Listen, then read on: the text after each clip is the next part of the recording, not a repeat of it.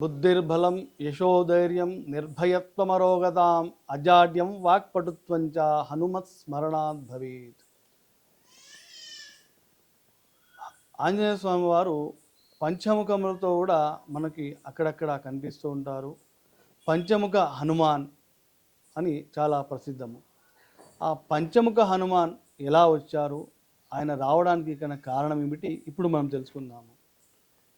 రామరావణ యుద్ధ సమయంలో రావణుడి సోదరుడైన మహిరావణుడు రామలక్ష్మణుని అపహరించి పాతాళ లోకంలో బంధిస్తాడు.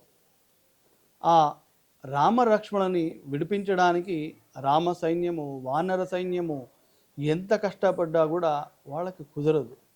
ఆ సమయంలో ఆంజనేయ స్వామి వారు వీరిని రామలక్ష్మణుని ఎలాగైనా విడిపించాలి అని సంకల్పం చేసుకున్న వారై ఆ మహిరావణుడి మాయల ముందు ఎవరి తరము కానప్పుడు ఆ ఆంజనేయ స్వామి వారు 5 రూపంలో ఎత్తి ఆ 5 రూపములతో ఉన్నటువంటి ఆంజనేయ స్వామియే పంచముఖ హనుమాన్. ఒక ముఖంలో నరసింహ అవతారము, ఒక ముఖంలో ఆంజనేయ స్వామి అవతారము, అలా ఒక్కొక్క ముఖంలో ఉన్నటువంటి ఆ ఆంజనేయ స్వామి వారు పాతాళ లోకంలోకి వెళ్ళి అక్కడ ఉన్నటువంటి మహిరావణుని సంహరించి రామలక్ష్మణుని విడిపించుకుని వచ్చారు. కావున ఆ పంచముఖ హనుమాన్ యొక్క విశేషత కలిగింది. ఈ పంచముఖ హనుమాన్ పూజ చేయడం వలన మనకు అమితమైన ధైర్యము, అమితమైన సాహసము కలుగుతుంది.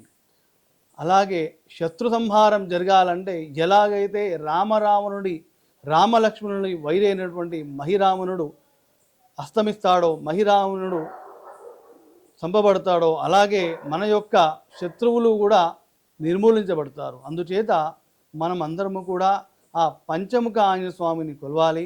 ఆ పంచముఖ ఆంజనేయ స్వామిని కొలిచేవాళ్ళు నిష్టగా ఉండాలి. పంచముఖ ఆంజనేయ స్వామి వారు ఉగ్రరూపమైనటువంటి స్వామివారు. ఆ స్వామివారికి మనం పూజిస్తున్నప్పుడు నిష్టగా ఉండి, బ్రహ్మచర్యంగా ఉండి, మనం ఏదైతే పనులు అనుకున్నామో దానికి అనుగుణంగా 11 రోజులో 21 రోజులో దీక్షతో ఉండి ఆ పంచముఖ ఆంజనేయ స్వామి వారి గుడికి వెళ్ళి ఆ స్వామివారి యొక్క సేవలో పాల్గొని మన యొక్క శత్రు నిర్మూలనము చేసుకోవాలి. ఇక్కడ శత్రు నిర్మూలనము అనగా మనకున్నటువంటి శత్రువులను సంహరించబడతారు అని కాదు, మన పట్ల వాళ్ళ మనసులో ఉన్నటువంటి ఆ శత్రువు అనే భావనని సంహరిస్తాడు.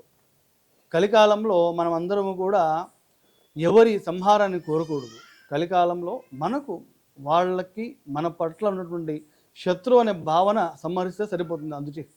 అందుచేత శ్రీ పంచముఖ ఆంజనేయ స్వామి వారి దేవాలయానికి వెళ్ళి నేను చెప్పిన విధంగా 11 రోజులు బ్రహ్మచర్యంతో ఉండి అకుంఠిత దీక్షతో అమితమైన భక్తితో స్వామివారిని సేవించి స్వామివారికి నివేదనగా అరటి పండ్లు, తమలపాకుల యొక్క పూజ చేసినట్లయితే మీరు ఆ పంచముఖ ఆంజనేయ స్వామి వారి కృపను పొంది శత్రు నిర్మూలన పొంది సుఖంగా ఉంటారు. జయ శ్రీరామ్. కర్మలు ఆచరిస్తే కలిగే ఫలితాలు అని అడుగుతున్నారు. పితృకర్మలు అనగా మనకు జన్మనిచ్చినటువంటి పెద్దలు, మన అమ్మ నాన్నలు అయి ఉండొచ్చు, లేకపోతే వారికి జన్మనిచ్చినటువంటి మా తాతలు అయిన ఉండొచ్చు. వారందరికీ చేసే వారి యొక్క ఆత్మలు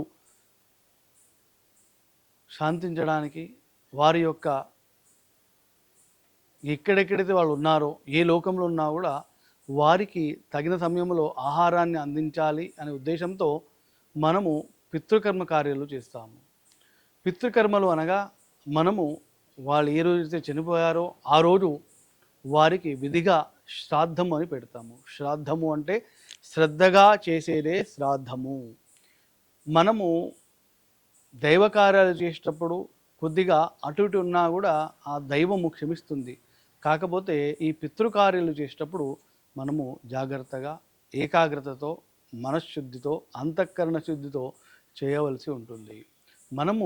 మనకు జన్మనిచ్చి మనల్ని ఇంత వాళ్ళు చేసిన వాళ్ళకి సంవత్సరంలో ఒకరోజు కేటాయించి వారికి తగిన సేవలు, వారికి తగిన కర్మలు మనం చేయడం వలన మన వంశము అభివృద్ధి చెందుతుంది.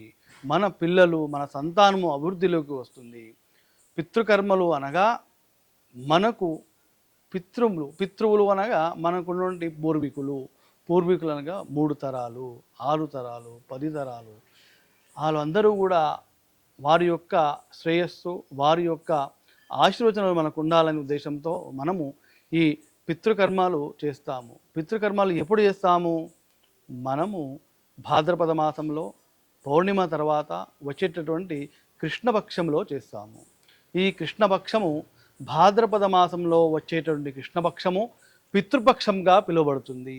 ఈ పితృపక్షంలో మన పితృదేవతలకి మనము ఏ ఏ కార్యక్రమాలు చేస్తామో అవన్నీ కూడా వారికి అంది, వారు ఏ ఏ లోకాలైతే ఉన్నారో వారందరికీ కూడా అక్కడ చెందుతుంది. ఈ పితృకర్మలు చేయడం వలన మన వంశము వృద్ధిలోకి వస్తుంది, మన పిల్లలు వృద్ధిలోకి వస్తారు.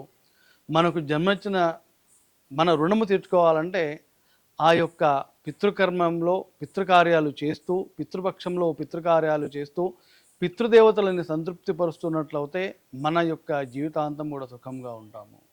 తక్షశిల మీడియా ఛానల్ని సబ్స్క్రైబ్ చేయండి, లైక్ చేయండి, షేర్ చేయండి.